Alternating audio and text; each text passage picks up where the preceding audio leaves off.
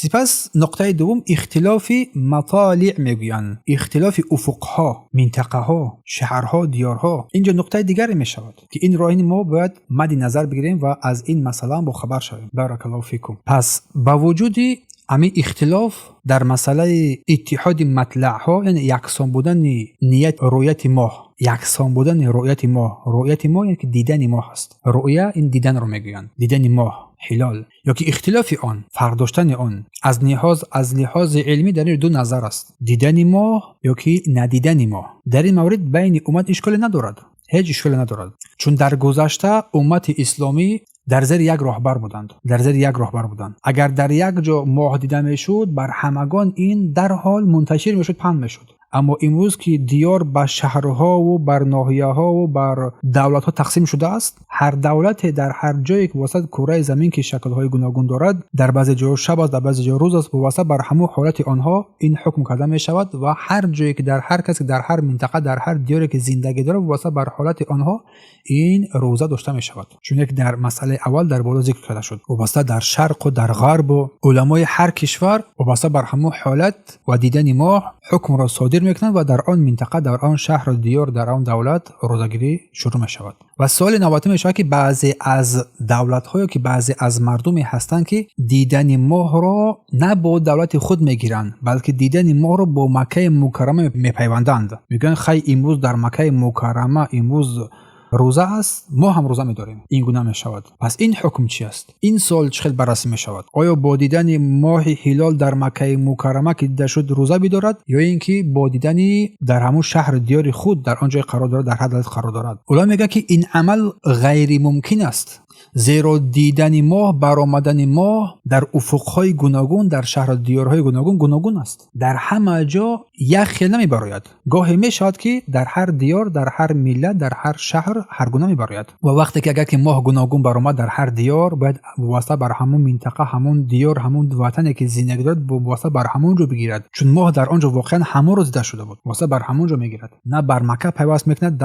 نه به دیگر جایها پیوست مینامد. گاهی میشد که اهل مکه هلال دیدن که اهل پاکستان یا که اهل افغانستان یا که اهل تاجیکستان هلال رو ندیدن، یا که در آنجا دیده شد که در اینجا دیده نشد. اهل همون دیار با همون دیدن ماهی که در آنجا دیدن با همون اختلاف کرده روزه رو می‌دارن. پس سوال میشه که آیا این اختلافات در زمان گذشته بود یا نبود؟ در اینجا ماه دیده شد، در اینجا ماه دیده نشد، در آنجا روزه گرفته شد، در آن دیگه روزه گرفته نشد. آیا این در گذشته بود یا نبود؟ تا که با واسطه فهمیده شود این کار.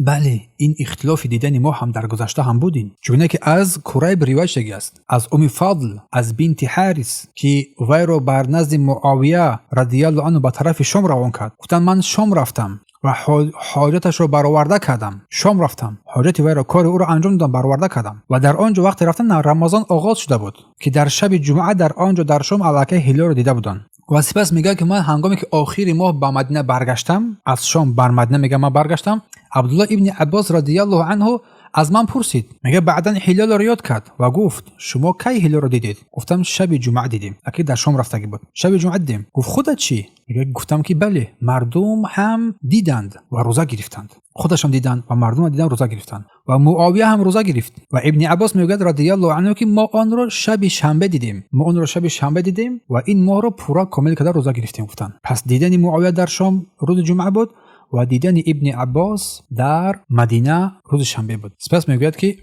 من گفتم که آیا دیدن معاویه بر روزه او قناعت نمیکنی؟ وقتی برگشتند در مدینه، عباس گفت نه، همین طور رسول الله صلی الله علیه و آله با ما امر کرده است، اینه که با آن چیزی که در آن سرزمینی شام و روزه داشته بودند آنها روزه داشتند، اما آنچه که در مدینه منوره از اهل مدینه بود اینها روزه داشتند و اما هر کی در دیار خود. اینکه وقتی اومدن که در اینجا مردم روزه دارد، آن روزه هم روزه داشتند در مدینه منوره. سپس سوال نوبتی میگوید که چی میگویی در باره کسانی که در روزنامه ها و مجله ها و در شبکه‌های اینترنتی وقتی آغاز ماه را نشر میکنند؟ در این واسه میگه چی میگویی؟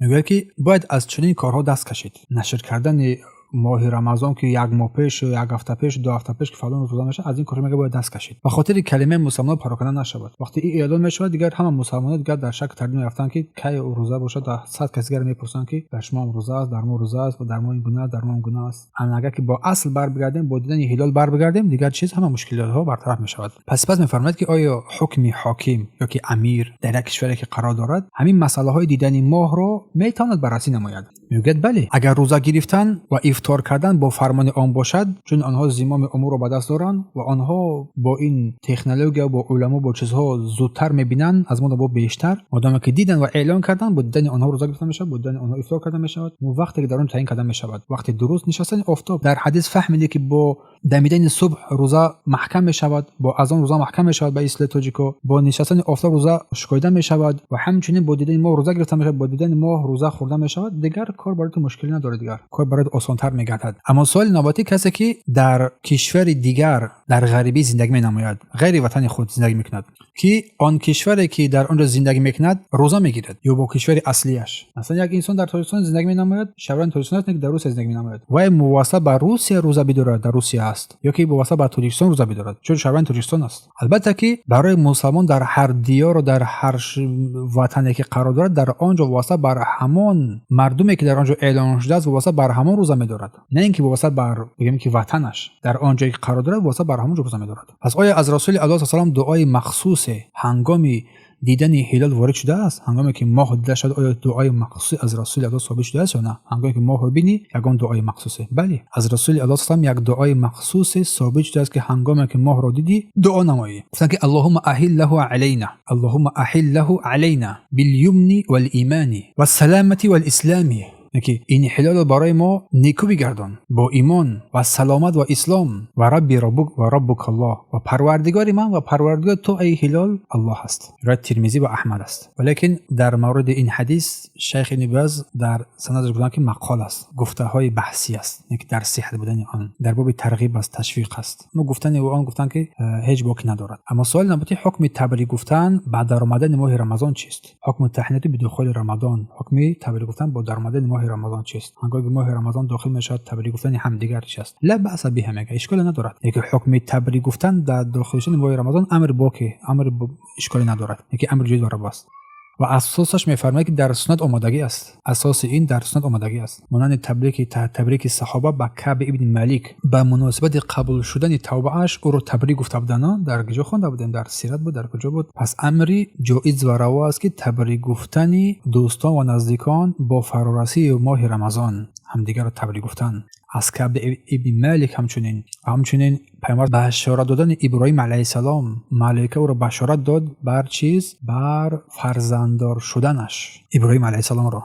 و میگوید که بعضی از مردم در این ماه مبارک تبریک میکنن همدیگر رو، میگن رمضان کریم، رمضان مبارک بر شما، این ماه فضل بر شما مبارک بگردد. آیا اینها جایز است؟ بله، اشکال ندارد، این وصفه باک ندارد و اینم بیان تعظیم بزرگداشت این ماه است و خرسندی است که این ماه مبارک آمده است و این ماه را به نیکویی پیشواز میگیری و دیگران چیکار مینمایی؟ دیگران تبریک مینمایی. اما برای استقبال ماه پیشواز گرفتن ماه یگام عمل مخصوصی هست میگوید، یکی ماه که فرار رسیده است، نزدیک شده است، آیا برای استقبال این یگام عملی هست، یگام کاری هست؟ جواب این که برای استقبال ماه یگام عمل معین نیست که به یگام خصوصیت خاص، به یگام کارهای خاص تو را باید استقبال پیشواز بگیری. چون یک از خانه میاد او را به یک تنتنگی عنعنگی پیشواز میگیری، یگام چیزی نیست مگر اینکه انسان با قلب سلیم، با روحیه بلند، اینکه ماه مدرایت، ماه مغفرت است، ماه با خرسندی و شادی پیشواز گرفتن این یگام جای اشکالیت ندارد. اینکه از مسلمان این طلب کرده می شود. این است بیان بعضی از مسئله ها در این ماه مبارک، ماه رمضان.